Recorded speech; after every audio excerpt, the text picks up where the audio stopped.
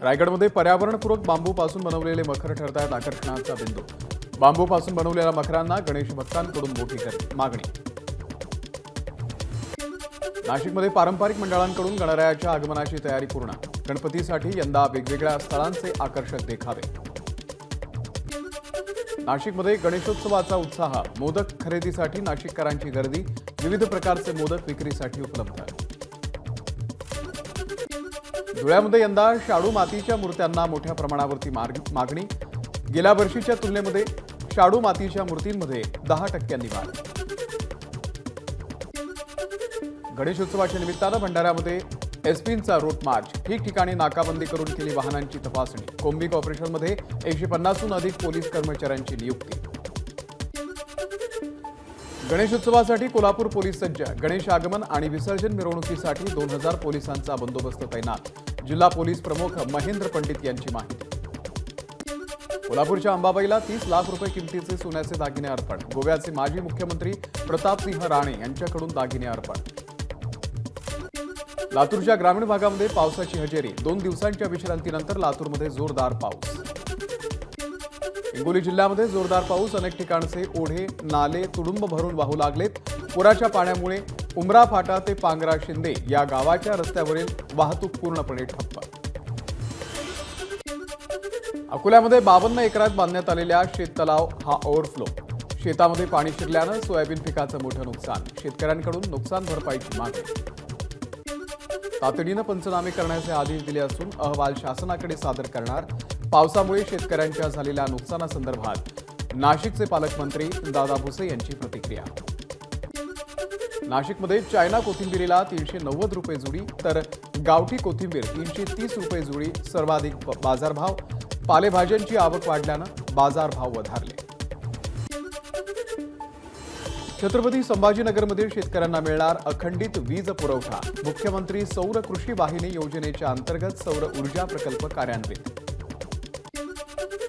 बीडमध्ये झालेल्या पावसामुळे खरीप पिकांचं मोठं नुकसान। हेक्टरी 1 लाख रुपये नुकसान भरपाई मिळावी यासाठी सरकारच्या प्रतिकात्मक पुतळ्याचं दहन करत शेतकऱ्यांचं आंदोलन। वर्ध्यामध्ये शेतकऱ्यांचा युवा संघर्ष मोर्चा। रविकांत तुपकर यांच्या उपोषणाच्या समर्थनार्थ मोर्चा। सोयाबीन आणि कापसाला योग्य भाव देण्याची शेतकऱ्यांची मागणी। छत्रपती संभाजीनगरमध्ये गेल्या 5 दिवसांपासून मराठा आरक्षणाच्या मागणीसाठी तरुणींचं उपोषणकर्ता तरुणीला पाठिंबा देण्यासाठी आंदोलन करणाऱ्या आंदोलकांना पोलिसांनी घेतलं ताब्यात।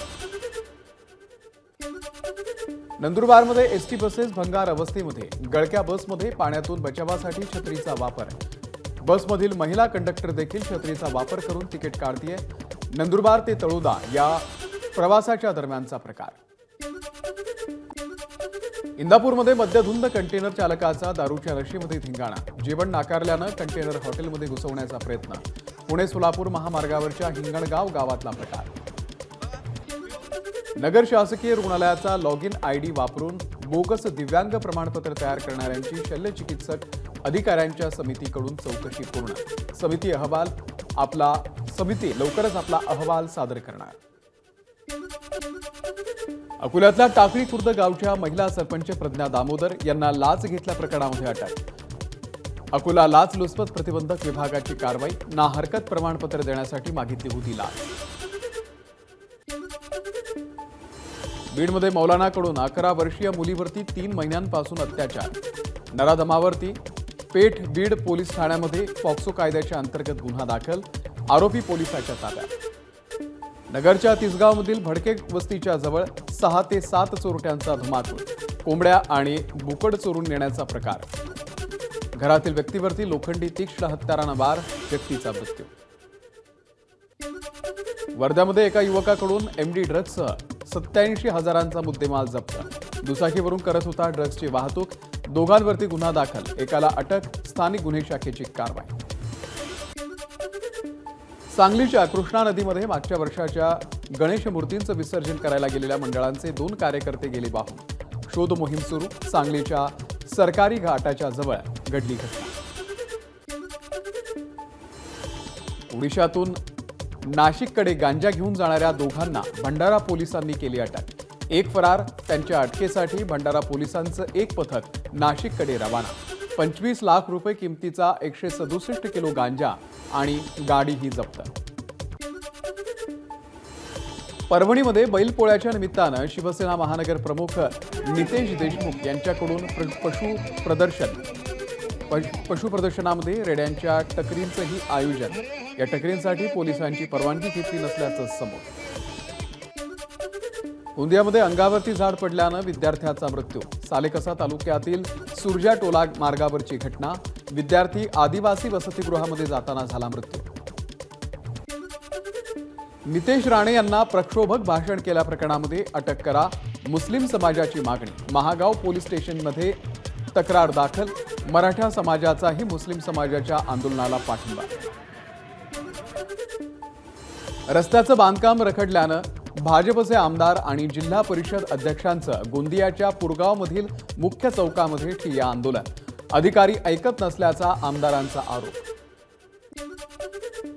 कोल्हापूर जिल्हा परिषदेच्या सेवानिवृत्त अनुसूचित जमातीच्या 32 कर्मचाऱ्यांचं पेन्शन आणि सेवानिवृत्ती लाभासाठी आंदोलन. जिल्हा परिषद कार्यालयाच्या बाहेर आमरण उपोषण. अमरावतीमध्ये मुस्लिम समाजाचा मोर्चा. रामगिरी महाराज आणि नितेश राणे यांना अटक करण्याची मुस्लिम समाजाची मागणी. परभणीमध्ये जिल्हाधिकारी कार्यालयाच्या समोर मुस्लिम समाजाची निदर्शनं. संघ आणि भाजपकडून मुस्लिम विरोधी राजकारण सुरू असल्याचा आरोप करत मुस्लिम समाजाची निदर्शनं. अकोल्यामधल्या विझोरा ते गोरव्हा या मार्गावरती ग्रामस्थांचा रास्ता रोको. रस्त्याचं काम अत्यंत निकृष्ट दर्जाचं असून यामध्ये मोठ्या प्रमाणात भ्रष्टाचार झाल्याचा स्थानिक गावकऱ्यांचा आरोप. एबीपी माझा, उघडा डोळे बघा नीट.